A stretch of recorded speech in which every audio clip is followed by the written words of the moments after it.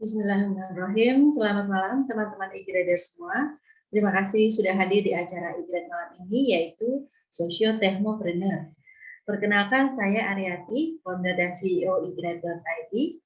Saya akan perkenalkan terlebih dahulu narasumber e-grade malam ini, Dr. Ihsan, ST, BSc Hon, MSc. Dr. Ihsan sekarang menjadi Circular Economy Advisor dari Kedutaan Belanda dan Business Advisor dari PT Bina Karya Persero dan Awina Group Jepang. Dosen S2 di Universitas Kristen Indonesia dan School of Government and Public Policy. Pendidikan beliau di Universitas Indonesia di Teknik Gas dan Petrokimia dan serata duanya di Jerman, Hochschule Bremerhaven, untuk proses Engineering and Energy Technology, dan mengambil doktoralnya di Belanda, Technische Universiteit Eindhoven, untuk proses and product design. Semoga omongan saya tidak menyalahi aturan ya. Dr. Ihsan sudah membina lebih dari 250 startup dan menyalurkan lebih dari 100 dana hibah dan corporate social responsibility, dan membangun lebih dari 100 desa dan lebih dari 150 usaha desa. Banyak sekali penghargaan yang sudah beliau dapatkan. Yang paling menonjol di saya malah penghargaan peserta siswa teladan nasional dari Presiden Soeharto dan juara 3 kompetisi isi kandungan Al-Quran dari PT Caltex Pasifik Indonesia. Kemudian juga ada, maaf ya kalau salah-salah ngomongnya nih Pak Ihsan, jadi nominasi UFI Oce Design Award, ya, desain tertinggi mahasiswa di Belanda, dan Study in Holland Ambassador dari Nuffic Neso, Kerajaan Belanda. Baik, rasanya lebih enak kita ngobrol langsung nih sama Pak Ihsan. Selamat malam Pak Ihsan, apa kabar? Malam Mbak Ari, apa kabar Mbak? Sehat-sehat ya Pak? Sehat, udah jadi orang Belanda nih tadi Mbak. Waduh. Ngepas. Lidahnya udah beribet kusuk deh kayaknya. Pak Ihsan katanya mau mulai acara dengan menayangkan video, silakan Pak. Ya, boleh, terima kasih. Selamat malam Bapak Ibu sekalian, teman-teman adik-adik. Ini saya mau ceritakan sedikit tentang pengalaman kami. Kami lagi mendatangkan hibah dari Swiss. Jadi ada hibah dari Swiss di sewaktu pandemi ini. Jadi banyak suka dukanya mendatangkan hibah ini ya, karena ini sebenarnya mau kami datangkan adalah klinik kesehatan yang berguna untuk desa-desa pedalaman di Indonesia. Nah, dari situ juga banyak manfaat untuk pemerintah daerah, dan sebenarnya kami dari sisi harganya per unit itu cukup mahal ya, sekitar 6 miliar ya per unit ya. 6 miliar per unit, dan ada 2 unit yang bisa kita bawa ke Indonesia. Kalau sekiranya waktu itu BNPB dan juga Kementerian Kesehatan langsung approve untuk tanda tangannya. Jadi saya menceritakan tantangannya, ternyata kalau kita dikasih hibah itu malah kadang-kadang susah, Mbak Ari. Kita perlu, iya, kita perlu malah pertanyaannya banyak. Ya, jadi gara-gara itu saya merubah strategi dari mulai awal COVID sebenarnya, Maret. Jadi ceritanya teknologinya itu punya Jerman, dan waktu itu sebenarnya dapat dukungan penuh dari United Nations ya. Kita dapatkan dana besar dari United Nations, 6 miliar per unit, dan sebenarnya bisa sampai 10 unit. Tapi karena kita berkali-kali pertemuan dengan Kementerian Kesehatan dan sebagainya, tantangannya itu adalah zaman itu lagi susah-susahnya waktu awal COVID itu untuk hibah-hibah ini masuk ke Indonesia ya. Saya nggak tahu kenapa. Nah, padahal tinggal tanda tangan dari Menteri Kesehatan, waktu itu masih Pak Terawan. Kami merubah strategi, akhirnya kita minta kepada bupati-bupati ya. Nah, ada kebetulan 2 bupati yang pernah dan sampai sekarang masih hubungan baik dengan saya, dan saya bantu mereka untuk bangun daerah mereka. Satu di Kabupaten Musi Banyuasin di Sumatera Selatan, satu lagi di Kabupaten Tulang Bawang Barat. Oh, ini Pak Rayendra nih, teman saya nih dari Bali nih, jauh-jauh. Selamat malam Pak Rayendra. Malam Pak. Iya, terus dari situ juga. Maaf, Pak Isan, Tulang Bawang apa? Barat. Tulang Bawang Barat. Di mana sih ini? Itu di daerah Lampung. Oh, ini Lampung. ternyata banyak teman-teman kita di sini, ada Pak Yudianto Hasan, ada ini ya. Terima kasih, selamat datang. Selamat datang. Nah, dari situ kita rubah strategi dan kita minta tanda tangan kepada 2 bupati ini untuk bisa meng-approve hibah ini ya. Nah, ini juga bagian dari socio-technopreneurship ya, bahwa kita kalau berbisnis yang berbasis sosio, yaitu sosial, teknologi, dan juga entrepreneurship itu memang harus banyak bersabar, Mbak. Jadi kita memang harus banyak bersabar dalam arti kita bukan memberikan charity, tapi kita meng-create suatu bisnis yang juga bermanfaat, tetapi juga bagi lingkungan. Makanya socio-technopreneurship ini sangat dekat sebenarnya dengan corporate social responsibility dan creating share value di perusahaan-perusahaan. Nah, salah satu yang kami bawa ini adalah ya tadi yang klinik kesehatan bertenaga surya ini. Akhirnya kami berhasil membawanya ke Indonesia. Sekarang kebetulan masih di laut ini. Jadi kita targetkan bulan Maret ini, bulan Agustus ini nyampe di Pelabuhan Panjang pertengahan bulan Agustus. Tetapi sekali lagi nih, ngurus surat-suratnya jadi tantangan juga nih. Nah, tapi mudah-mudahan bisa keluar ya.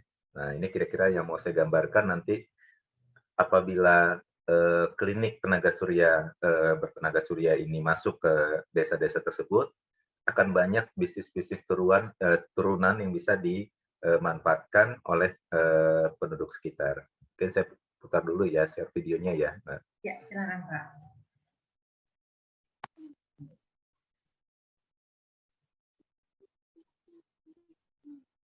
Ini kelihatan ya? Kelihatan Pak. Suaranya ada? Ada, terdengar. When you fly over Africa at night, it's a dark place. There's no electricity, there's no light. And that's an absurdity because during the day it's the brightest place that you can possibly think of, with so much sunlight. So what we want to do is we want to capture the sunlight, transform it into energy, and bring electricity and light at night to rural Africa. And that's the concept of solar kiosk.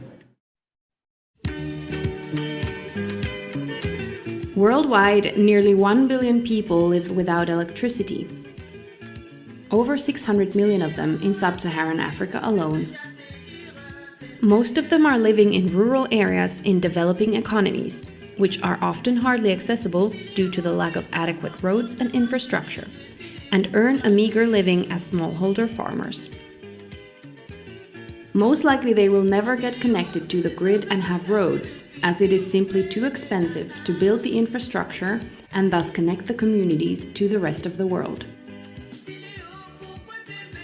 This is also why formalized distribution and retail are currently not reaching out to those areas, which means that the community is often left with unreliable supply to essential goods like water and food. They are punished with a poverty penalty, which means that poor people pay more for worse quality products than wealthier consumers. Solar Kiosk's mission and passion is to bring much needed products and services to the communities in the bottom of the pyramid and help eradicate the poverty penalty. There is a general misconception about BOP communities. The fact that these communities are underserved and disconnected from the rest of the world doesn't mean that there's no commercial potential for businesses. To understand this better, let's have a look at the energy market. Consumers in Africa pay for a phone charge between 20 and 50 US cents. And often they have to walk for hours or days to the next place where they can charge their mobile phone. A typical off-grid household in rural Africa spends an average of $140 per year to purchase kerosene, dry cell batteries, or candles for lighting, and $400 per year on charcoal for cooking. The global off-grid lighting market alone is a $25 billion per year market.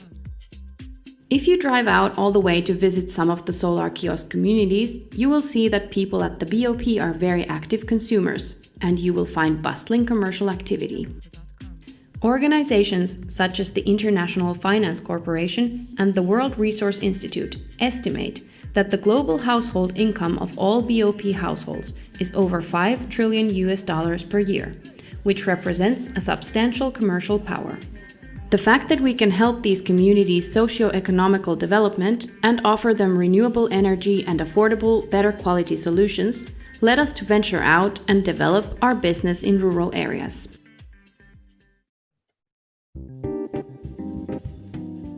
But how to establish a business that thrives when you have to close your shop at 6 p.m. because there's no light, no adequate infrastructure, and no connectivity for your IT systems? Our top priority was to invent an infrastructure solution, the eHub, that integrates solar technology.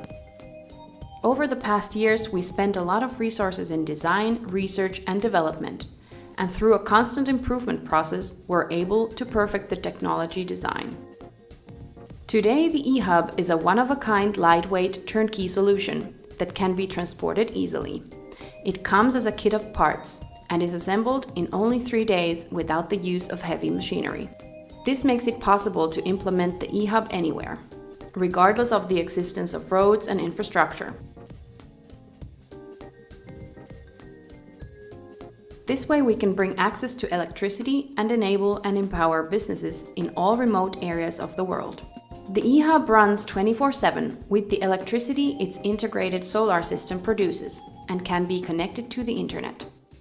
The next thing for us was to build headquarters in each country where we operate. Invest and implement eHubs, connect them to our supply chain and logistics, and finally, find and train local operators that run our eHubs. This way, we've become the biggest rural retailer in East Africa, providing access to modern retail, much-needed high-quality products, services, electricity, and connectivity at affordable prices to the bottom of the pyramid communities.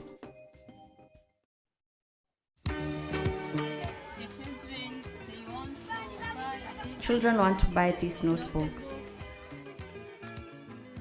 We have solar products in our kiosks. They're affordable, they're durable, they have warranty, and they're good quality. Food is for women. They come to buy the food and they go home to prepare it for their family. We have advantages like the photocopying, the printer, internet. We have a system whereby we can charge more than 80 phones at the same time. I have a mobile money, and me too.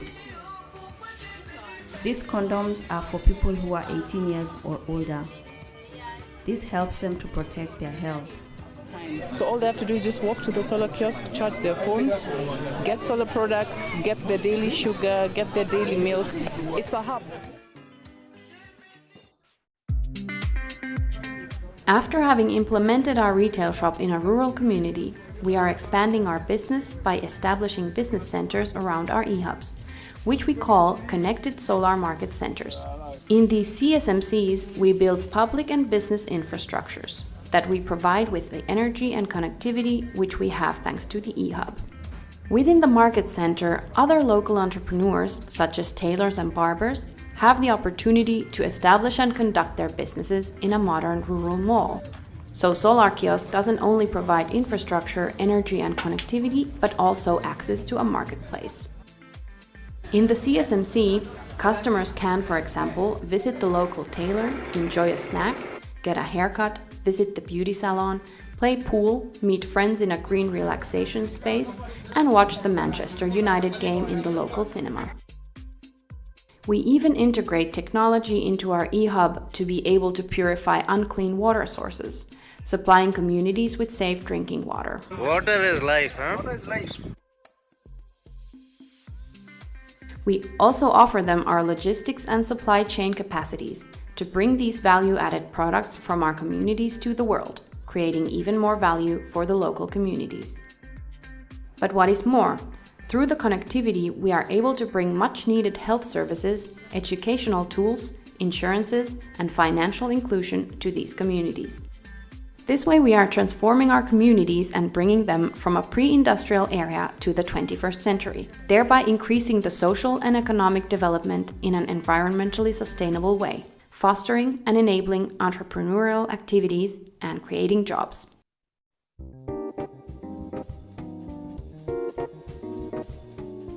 Since 2012, we have already implemented, opened, and are operating hundreds of shops, which makes us the largest solar-powered retail network in East Africa. In 2018, all of the e-hubs that we've established so far have helped save more than 1.4 million kilograms of CO2. We've successfully distributed and sold tens of thousands of solar products and energy-efficient cooking stoves. We've employed thousands of people and created thousands of jobs and are reaching millions of people in rural communities. We've implemented projects with numerous partners in Africa, the Middle East, and Asia. In 2017, Solar Kiosk received special recognition from the Alliance for Rural Electrification. For our work, we've won numerous prizes and awards, among others the Bloomberg New Energy Pioneer Award, the Connected World Award, the Empowering People Award by the Siemens Stiftung, and, for our e-hub, the Silver Prize from the German Federal Design Award. The e-hub is an ideal solution for all types of organizations that work in hard-to-reach locations, such as refugee camps and disaster zones. Banks, MFIs, insurance companies, and other organizations can now establish agencies in communities where business could not be established before. Thanks to its modularity and versatility, we are successfully also using e-hubs as clinics, for example in refugee camps in Bangladesh and Jordan, as well as schools, vocational training centers, food and beverage stands, and water purification and sales hubs.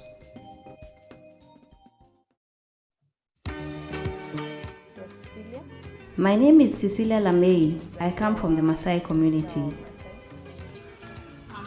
I am called Noiseti Janet. I am 26 years old. I was born here at Trubona village.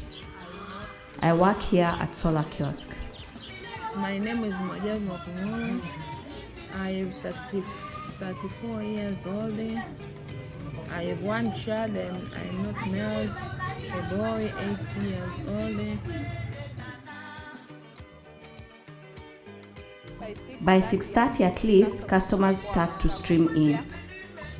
I start selling and go until the afternoon. I am happy because I have found ways to help other people.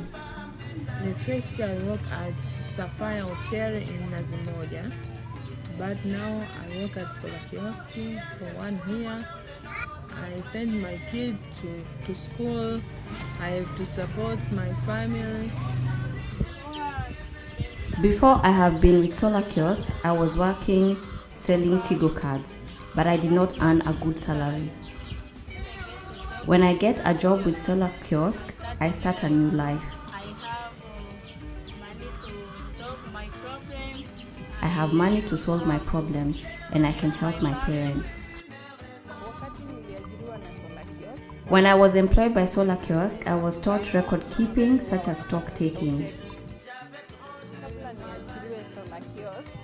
Before being employed by Solar Kiosk, I never had enough money. I used to depend on the salary of my husband, but since getting a job, I don't ask him for much. I have no problem because I have Solar Kiosk. I thank for my kiosk because my life now will change. I like my work and I love so much my work.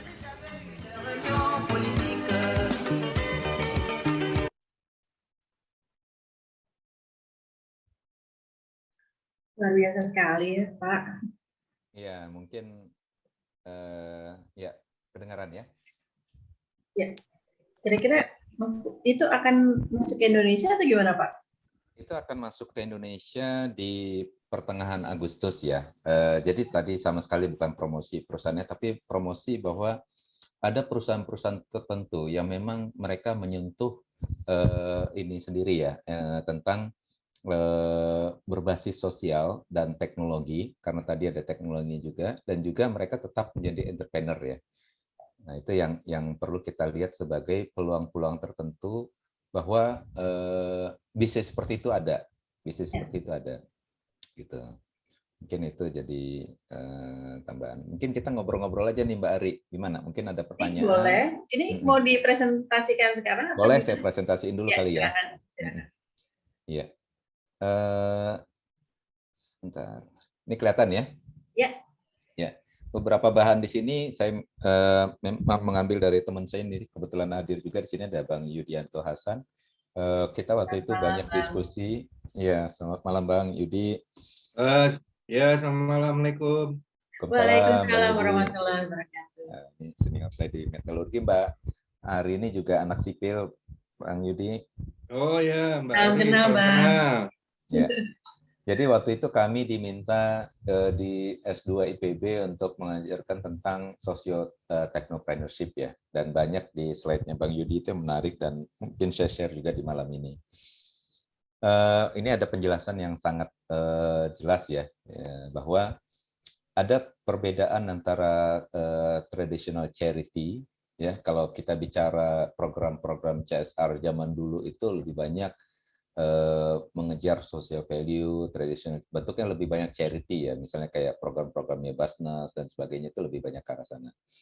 Ada juga namanya traditional business. Nah, traditional business ini mereka juga ada yang fokus di CSR, tapi juga ada pure profit orientation.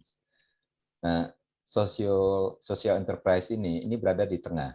Nah, kalau kita bicara social enterprise, kita berada di tengah. Dan profitnya kembali lagi di reinvestkan lagi. Nah, kalau di Amerika itu ada satu perusahaan, jenis perusahaan tertentu, jadi mereka bentuknya seperti PT, jadi limited company, tapi mereka tidak boleh untung. Nah, di Amerika ada bentuk khusus seperti itu, saya lupa nama jenis perusahaannya apa ya. Tapi mereka itu boleh berkembang, jadi setiap kali mereka untung, mereka harus investasi balik ke profit-profitnya itu untuk perkembangan project dan juga masyarakat sekitarnya. Nah, tapi dari sisi ini ada juga yang fokusnya untuk masih ada profitnya, jadi mission driven profit enterprise, ada yang lebih ke sustaining. Nah, jadi kita melihat di sini kalau misalnya social enterprise murni, dan di sini kita bicara lebih ke detail seperti social technopreneurship ya. Nah, tadi yang contohnya Solar Kiosk itu adalah termasuk social technopreneurship. Dan ada lagi contohnya yang saya dan teman-teman di sini juga ada Bang Yudi itu juga mendirikan koperasi ya. Jadi kami punya koperasi namanya Koperasi Energi Terbarukan Indonesia atau Kopetindo. Kami juga buat banyak bisnis-bisnis yang sifatnya social technopreneurship. Jadi seperti kami punya pabrik ya dengan teman-teman ini ada di Lampung. Di situ kita buat arang batok untuk dijadikan shisha. Nah, tapi kita ngambil batoknya itu dari masyarakat sekitar. Nah, kita melakukan bisnis ngambil dari masyarakat sekitar, kita proses menjadi arang batok, dan dari arang batok itu kita melakukan ekspor ya. Bulan depan kita mulai start ekspor. Ini sebenarnya yang kedua ya, karena sebelum COVID di Desember 2019 kami pernah trial market 1 kontainer kirim ke Saudi Arabia. Bulan depan kami masuk untuk 4 kontainer kirim ke Saudi Arabia. Nah, jadi ini memang sudah menjadi kita nggak untung besar seperti perusahaan-perusahaan besar lainnya, tapi kita cukup puas tadi ya, seperti tadi disebutkan, banyak yang mendapatkan kesempatan untuk bekerja, banyak yang mendapatkan kesempatan untuk training, mereka mendapatkan penghasilan juga dari situ.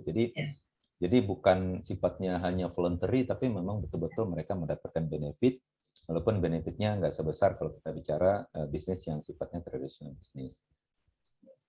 Nah, ini ada salah satu idolanya saya juga, Muhammad Yunus ya. Nah, ini mereka mendirikan Grameen Bank. Ini mendirikan Grameen Bank. Grameen Bank ini salah satu yang contoh juga di Indonesia ada salah satu bank ya yang berbasis corporate share value-nya itu mereka menggunakan dasar-dasar dari Grameen Bank. Jadi mereka juga membina ibu-ibu dan sebagainya, itu udah ada di Indonesia. Kebetulan saya menjadi juri CSR, kita banyak diskusi apa sih CSR yang kalian berikan itu, tanggung jawab sosialnya seperti apa, tanggung jawab sosial dan lingkungannya, dan juga benefitnya terhadap masyarakat sekitar seperti apa, impact-nya seperti apa. Nah ini sebenarnya dirintis juga salah satunya oleh Muhammad Yunus ya. Jadi banyak sekali yang dihasilkan oleh Muhammad Yunus. Mereka membangun bank-bank yang dari lingkungan orang-orang yang istilahnya itu tadi seperti disebutkan bottom of pyramid ya, atau BOP. Nah istilah ini the bottom of pyramid ini menjadi tren akhir-akhir ini karena memang piramida kita itu besar ke bawah, dalam arti banyak orang miskin di bawah, nggak terlalu banyak orang kaya. Tapi kalau kita makmurkan orang-orang yang di bottom of pyramid ini, kita akan mengangkat kelas kita menjadi banyak orang yang terbantu dan juga mereka menjadi naik kelas ya, seperti target-target pemerintah juga untuk UMKM naik kelas dan sebagainya, itu untuk mengejar medium income masyarakat ini naik ya. Jadi itu. Ini juga dari Bang Yudi, ini kita lihat dari sisi impact investing ya, potensial di Indonesia ini sebelum pandemi. Nah, nanti ke depannya sebenarnya makin banyak sekarang ya. Salah satu investor yang masuk ke pandemi yang cukup besar juga adalah investor-investor lokal sendiri ya. Mereka melakukan investasi di produk-produk yang dapat membantu di pandemi, seperti teman saya, mereka mendirikan namanya Nusantix ya. Nusantix ini Nusantara Genetics singkatannya. Itu adalah didirikan oleh dua anak muda yang mereka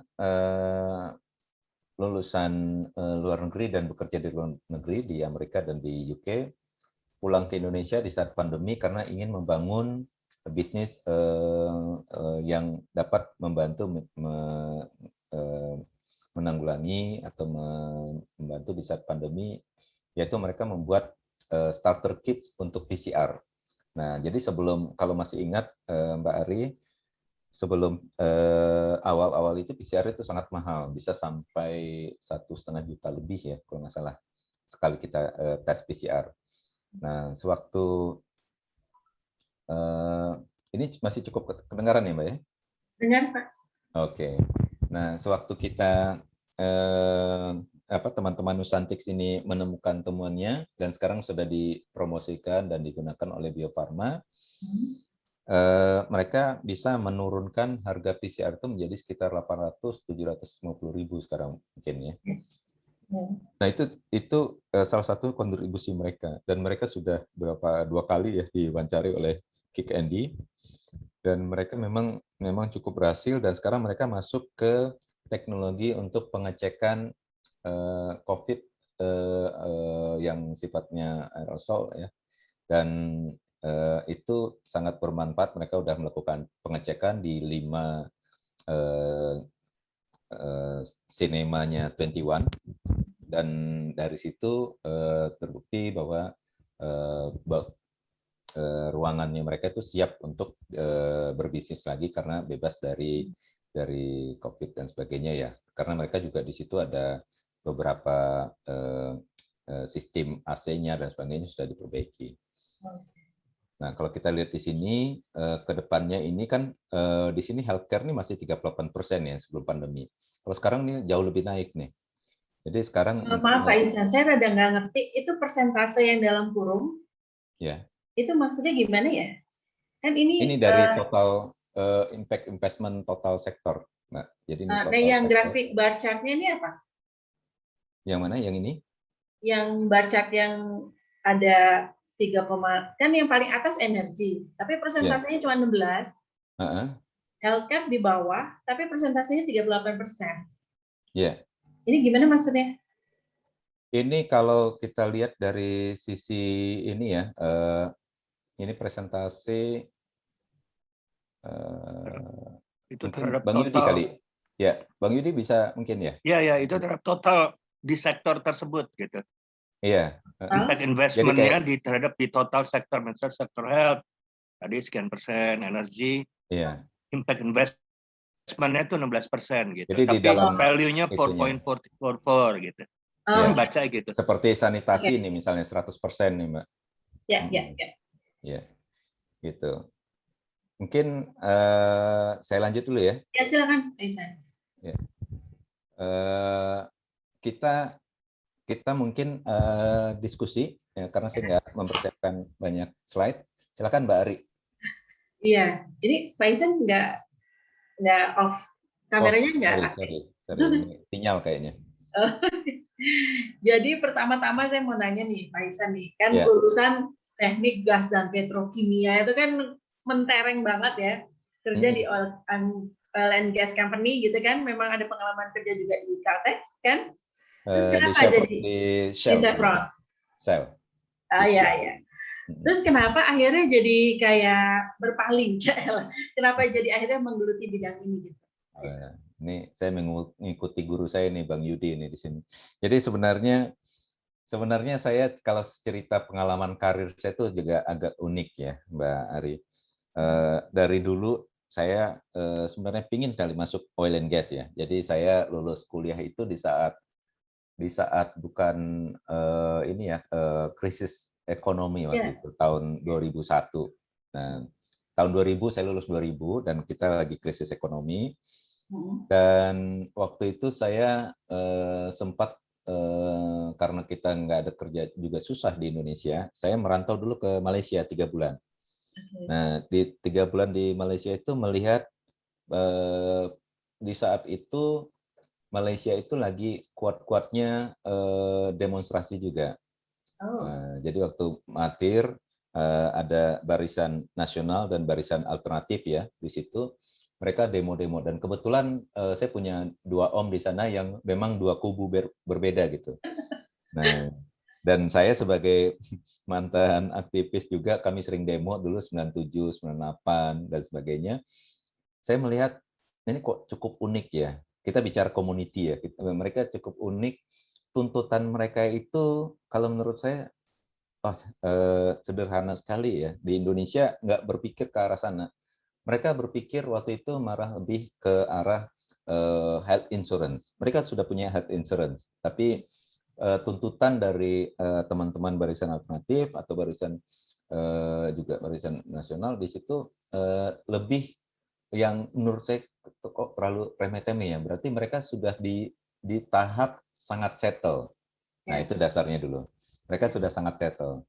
Sementara saya melihat dengan segala tantangan kita setelah demo, hancur krisis ekonomi di Indonesia, itu kan mereka juga mengalami masalah yang sama di Malaysia. Mereka juga mengalami krisis ekonomi.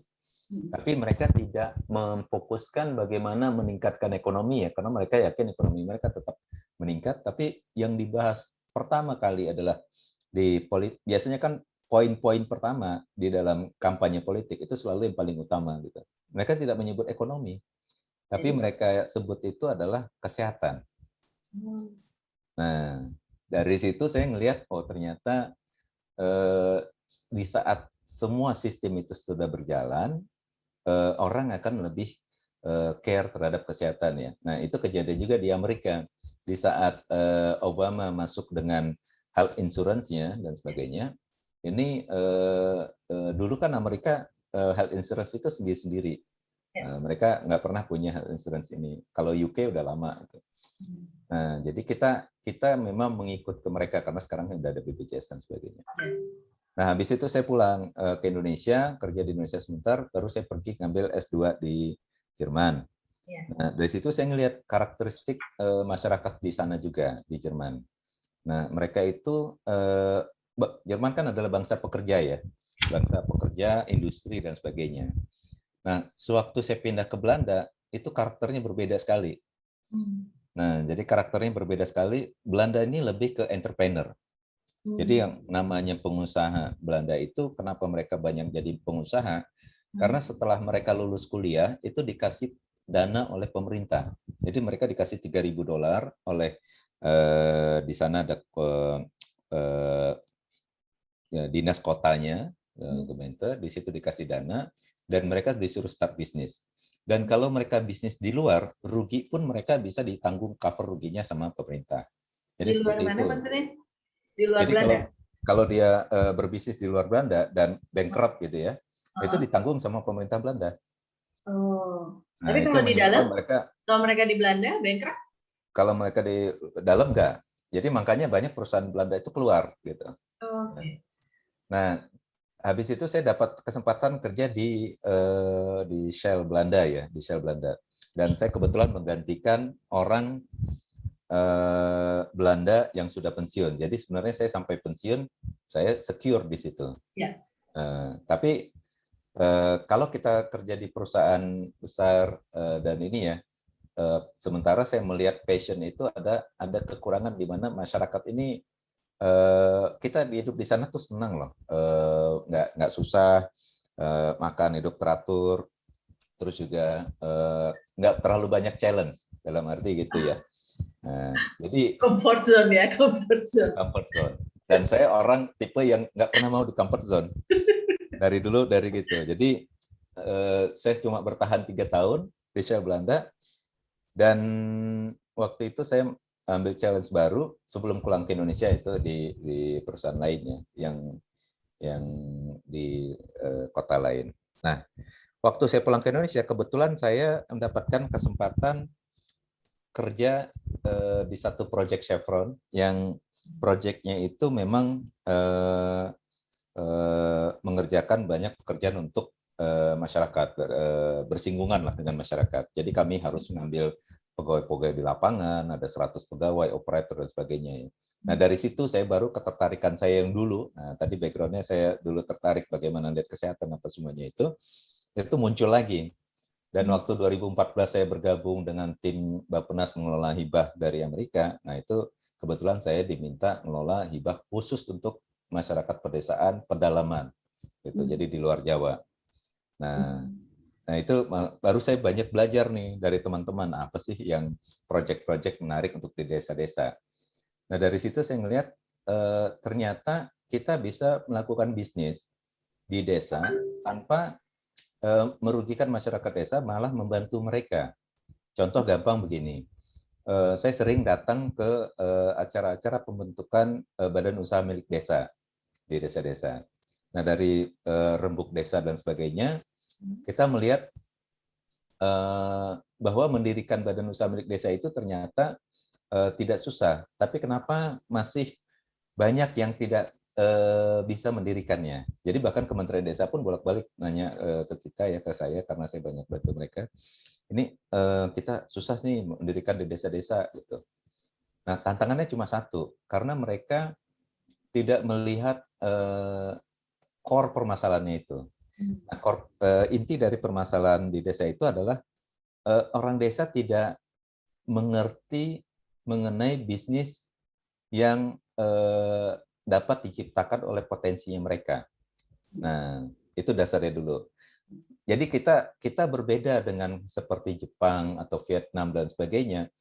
Mereka pejabatnya itu langsung masuk ke desa-desa. Jadi yang eselon 1 di Vietnam, eselon 1 yang ada di negara-negara seperti Jepang dan sebagainya, mereka itu lebih banyak di desa.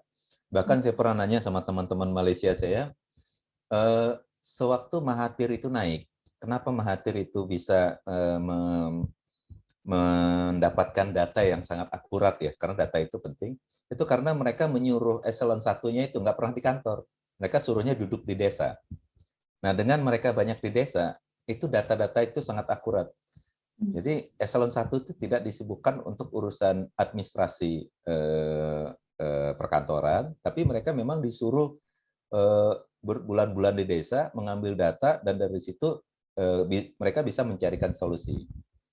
Nah, ini yang membuat mereka sangat kuat, karena link antara desa dan kota itu sudah cukup jelas. Di kota kita kan nggak bisa membuat pertanian, agak susah kan, karena lahan mahal dan sebagainya. Supply pasti di desa.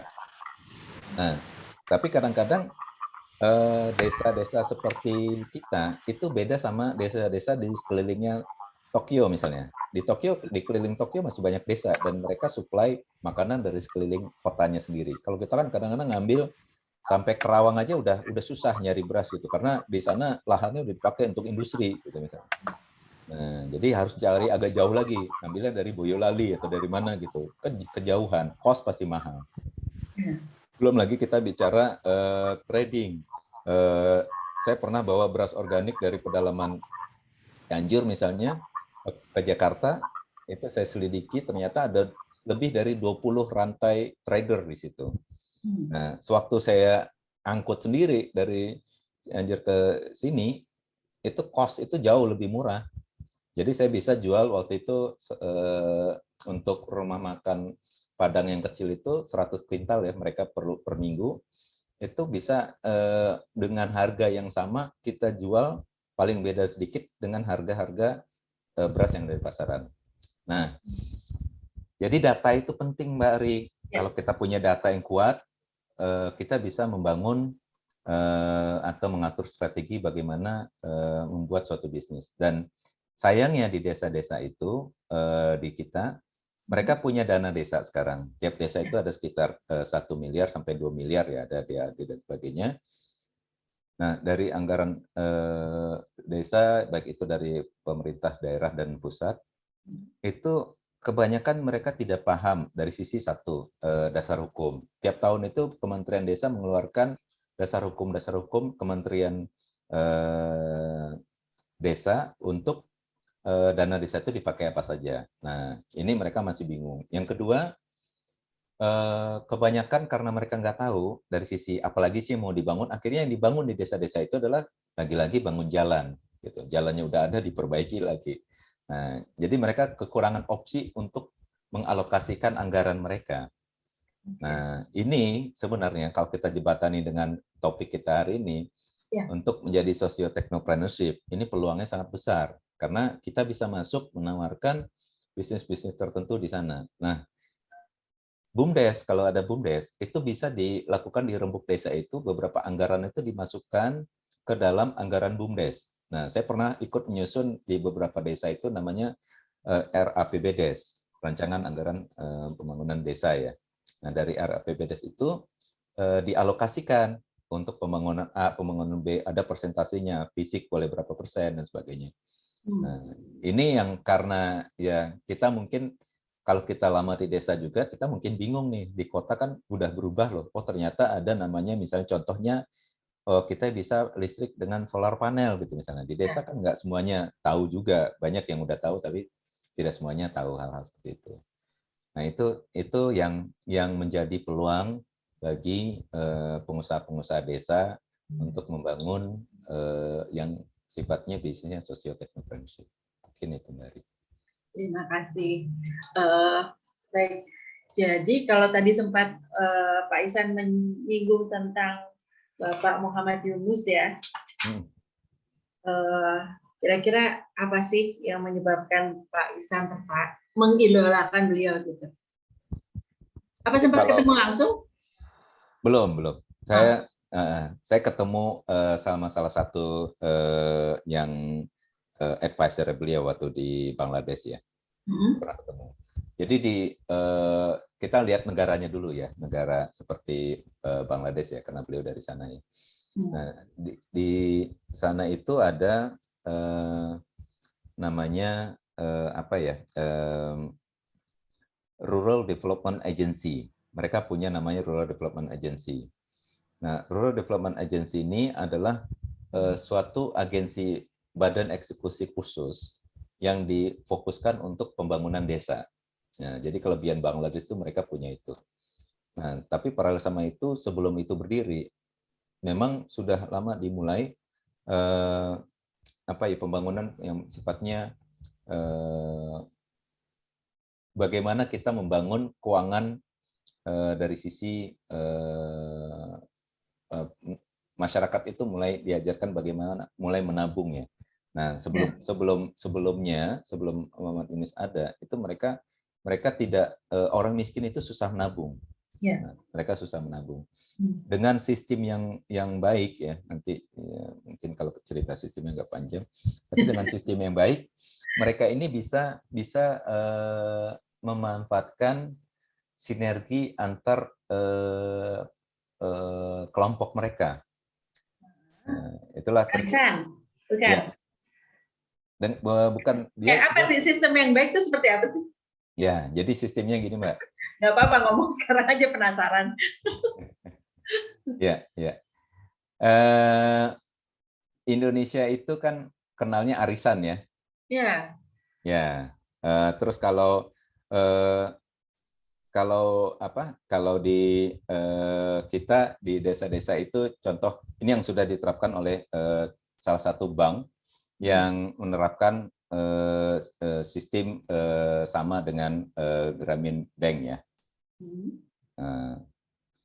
Nah, jadi kalau secara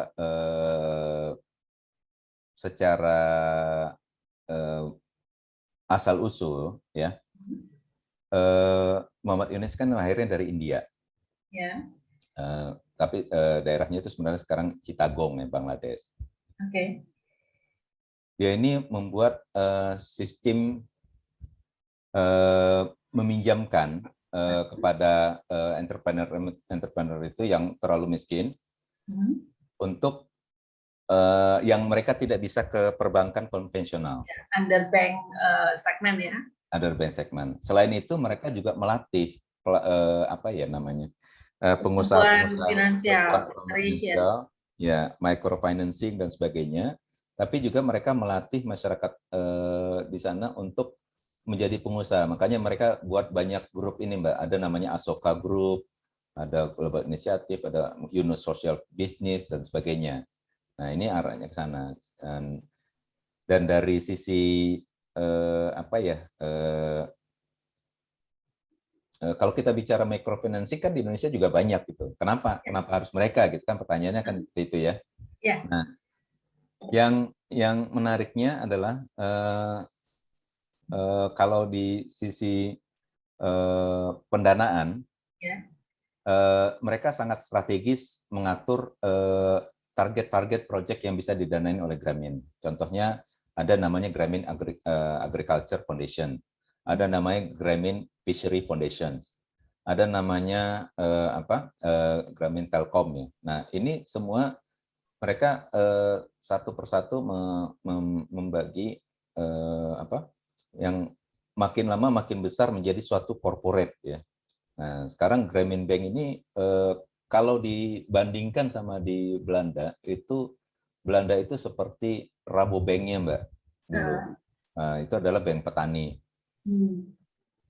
Mereka start dengan microfinancing model yang dikembangkan mereka kembangkan di 100 developing country sekarang. Nah, termasuk ini lucunya termasuk Amerika nih, sekarang mereka udah pakai. Oh. Ya. Jadi 94% Grameen pinjaman Grameen itu pergi ke perempuan. Kenapa perempuan? Karena perempuan ini sebenarnya yang paling dipercaya. Jadi contoh kalau misalnya kemarin ada satu CSR tuh dari Bank Pembangunan Rakyat kalau saya nggak salah ya. Mereka punya istilahnya namanya tanggung renteng, Mbak. Nah, itu yang saya mencari kata itu tadi itu ketanggung renteng. Dalam arti gini, mereka akan membentuk kelompok-kelompok arisan, ya, seperti arisan, katakanlah si A, si B, si C ya. Nah, di dalam kelompok-kelompok itu mereka bisa melakukan pinjam-meminjam, transaksi dan sebagainya ya. Tapi dengan sistem tanggung renteng. Jadi katakanlah saya sebagai dari sisi perbankannya, katakanlah Grameen Bank-nya, saya pinjamkan ke si perempuan A di dalam grup itu, kalau mereka tidak membayarkan balik, itu menjadi tanggung jawab kelompok semua. Nah, itu istilahnya. Nah, tapi bukan hanya itu, bahkan mereka mendidik disiplin. Jadi di dalam disiplin itu setiap di kelompok mereka itu, katakanlah mereka melakukan pertemuan setiap jam 7 pagi misalnya. Nah, kalau mereka telat, itu ada ini sosial ya, sanksi sosial gitu. Lu ngapain sih telat gitu misalnya. Mereka saling mengingatkan gitu. Nah, termasuk dari hal-hal kecil seperti itu, mereka juga meningkat kepada dari sisi telat pembayaran gitu. Jadi dari sisi kehadiran mereka juga harus on time, dari sisi mereka juga mereka lebih malu gitu kalau kelompok itu tidak bisa membayarkan. Jadi ini saling dikompetisiin sama mereka. Ya. Terima kasih infonya Pak Ihsan. Kalau tadi tentang idola itu ya, kemudian berhubung IGRAD ini startup, mau nanya nih Pak Ihsan, kan sudah membina lebih dari 250 startup katanya kan? Startup kayak apa? Digital startup kah atau yang hubungan sama teknologi yang hard, ada produk fisik apa gimana?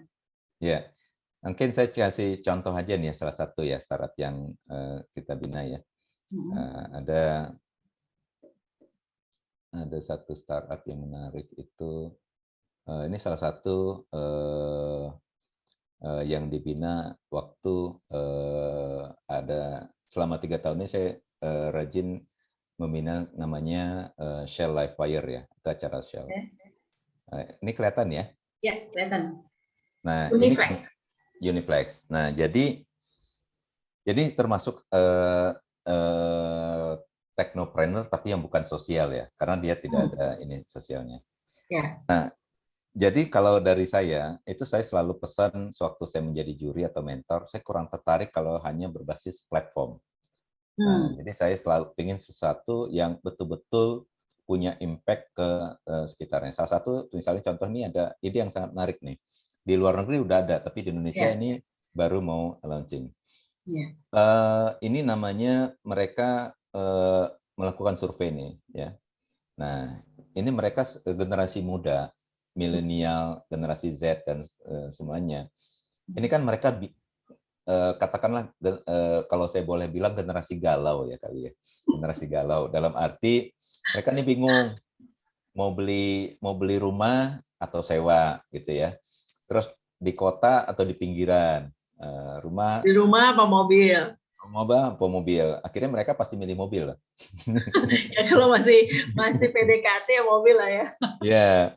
Padahal kan kalau kita kan ngelihat, kalau kita beli mobil itu kita akan defisit ya, karena ada depresiasi. Kalau kita beli mobil, kalau kita beli rumah itu harga akan naik terus gitu kan. Nah, ya, kalau beli rumah nggak ada yang nemenin di rumah ya ngapain juga gitu kali galau. Ya. Nah jadi karena kebimbangan ini ada di Indonesia itu ada 81 juta generasi milenial itu masih belum punya rumah. Nah masalahnya yang terbesar itu adalah karena mereka merasa harga rumah terlalu tinggi. Itu dasarnya. Karena mereka saat kita beli rumah zaman dulu sama sekarang itu beda banget gitu harganya. Beda setahun 2 tahun aja harga naik ya. Nah, dari situ mereka membuat konsep yang menarik nih. Jadi konsepnya itu adalah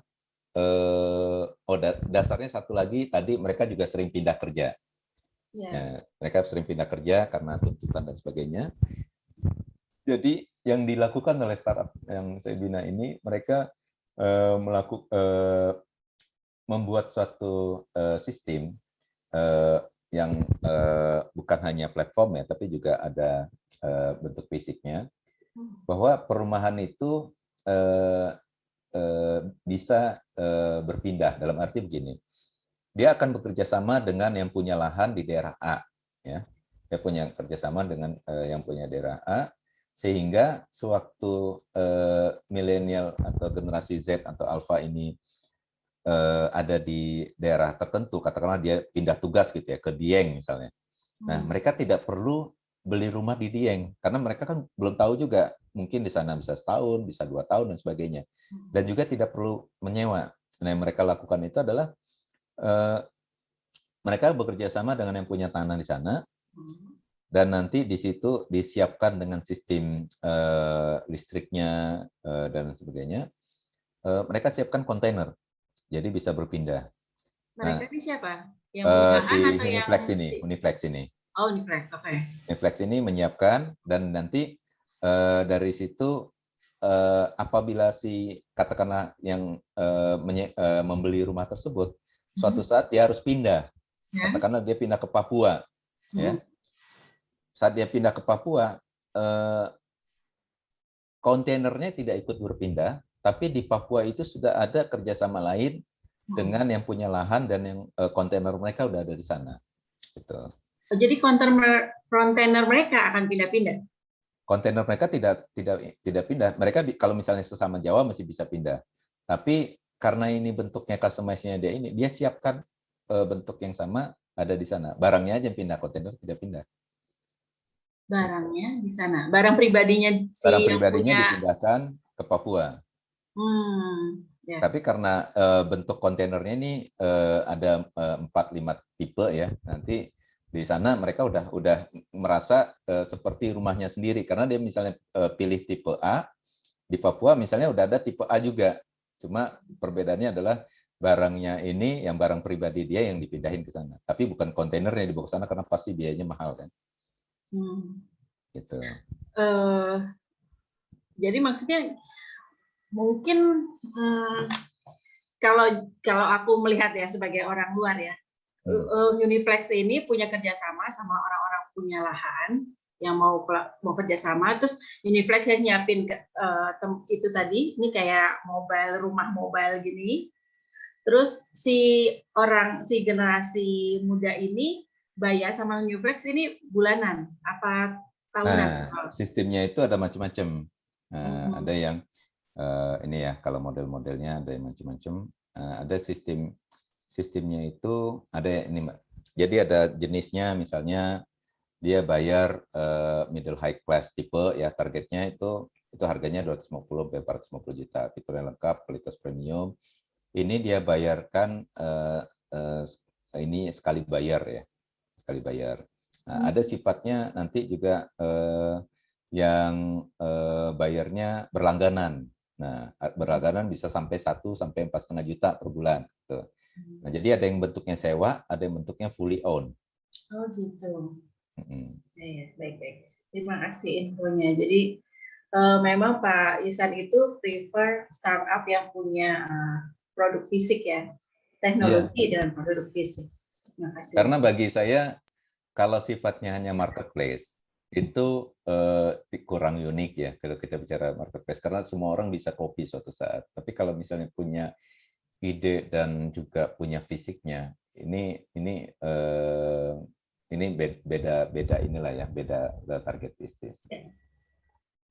Oke. Jadi kalau dari begitu banyak proyek yang sudah dikerjakan nih Pak Ihsan, apa sih yang Pak Ihsan anggap berhasil dan apa yang menurut Pak Ihsan belum selesai?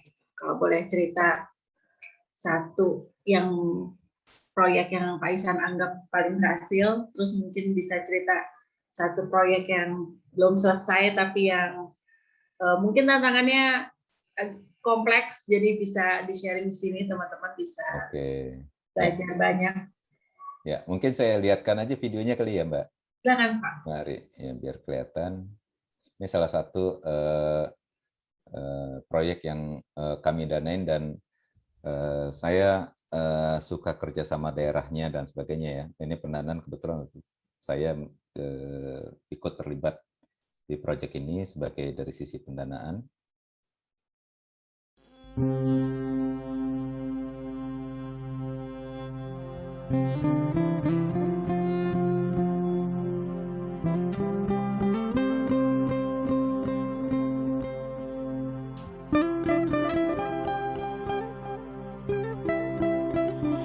Kan kita itu terbatas, kita pakai mesin genset pribadi, soalnya kita pikirkan minyaknya juga. Kalau kita kasih hidup dari jam 6 kadang sampai jam 10 kita kasih mati, tidak sempat kita duduk yang lain. Kita lihat kadang yang nggak punya genset ya begitulah, mereka gelap. Kalau sebelum ada gas surya pakai senter kepala, itu diharap kerja ini. Dan yang kemarin seperti kita pemborosan, lebih banyak kita bayar lampu daripada yang lainnya.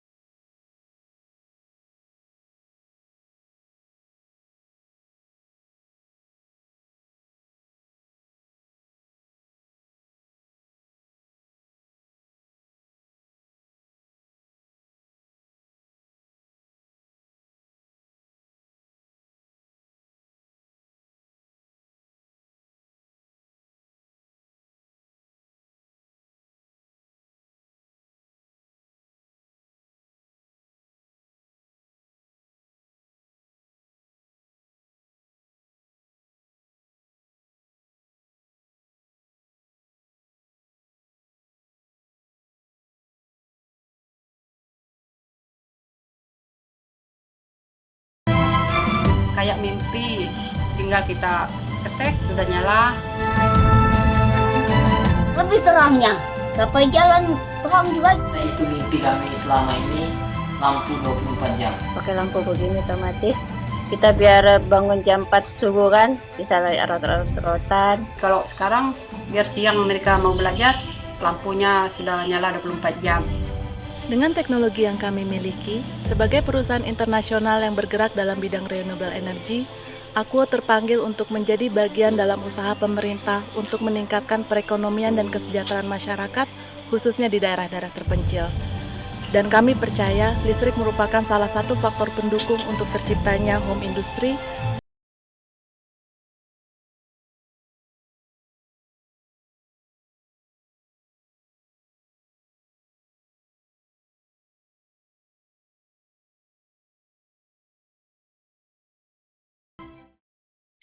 Keren banget, Mas.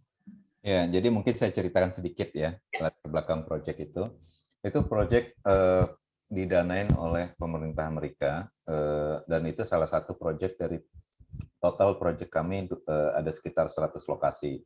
Jadi kami punya 100 lokasi dan beberapa tipe proyek. Ini salah satu yang namanya tipenya community based project. Dan perusahaan Akuo ini perusahaan besar, tapi juga sewaktu mereka masukkan proposal ke tempat kita, mereka juga banyak belajar. Dalam arti begini,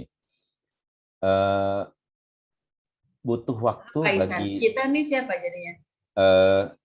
Kita semua ya dalam itu di dalam proyek itu, baik itu kami di timnya Bappenas dan juga Akuo-nya sendiri ya.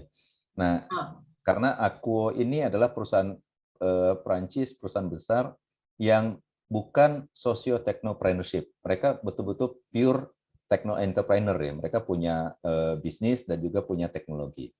Nah, sewaktu mereka Akuo ini masuk ke dalam proyek ini, mereka Akuo banyak belajar bahwa mengerjakan proyek untuk masyarakat ya community based itu tidak semudah proyek komersial biasa.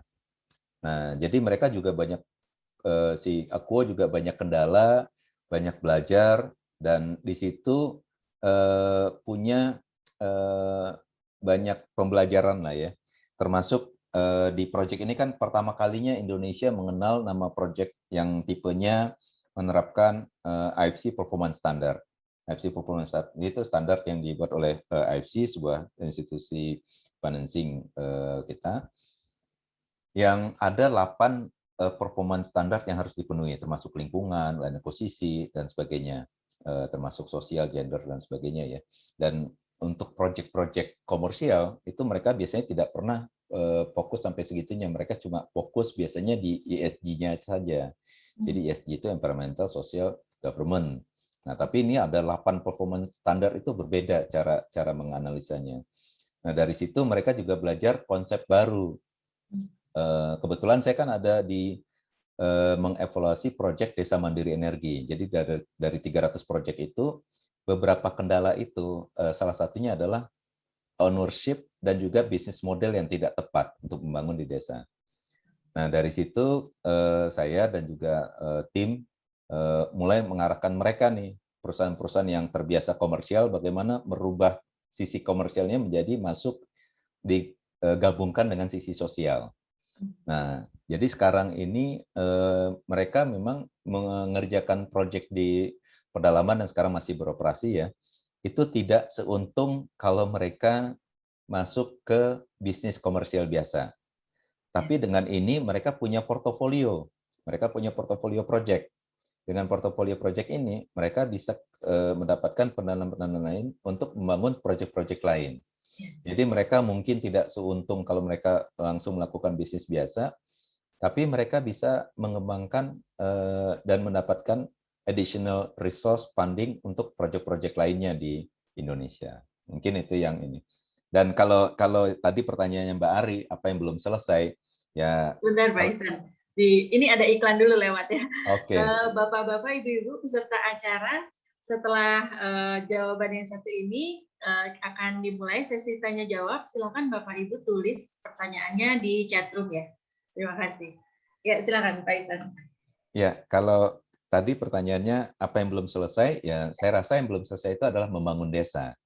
Karena kita punya lebih dari 80 ribuan desa, dan dari 80 ribuan desa itu masih ada sekitar 3 ribuan desa yang belum punya listrik ya. Jadi masih cukup banyak. Nah, dari sisanya itu bahkan mungkin lebih dari 3.000 ya, itu data PLN 3.000. Tapi dari data ininya mungkin lebih banyak lagi. Nah, dari tantangan 3.000 itu desa belum punya listrik ini di luar Jawa apa gimana, Pak Isan? Seluruh Indonesia. Mayoritas di luar Jawa. Mayoritas di luar Jawa. Di Jawa sendiri kami pernah ke satu desa di dekat Bogor ya, Bari, itu masih belum punya listrik. Oh ya. Jadi dari situ sebenarnya listrik itu satu hal ya, karena dengan listrik kita bisa melakukan banyak hal, tapi listrik itu bukan segalanya. Kita harus menggunakan listrik itu secara efektif untuk pembangunan ekonomi desa. Jadi kalau kita lihat tadi filmnya Solar Kios itu, nah sebenarnya itu yang mau saya akan perbanyak di Indonesia.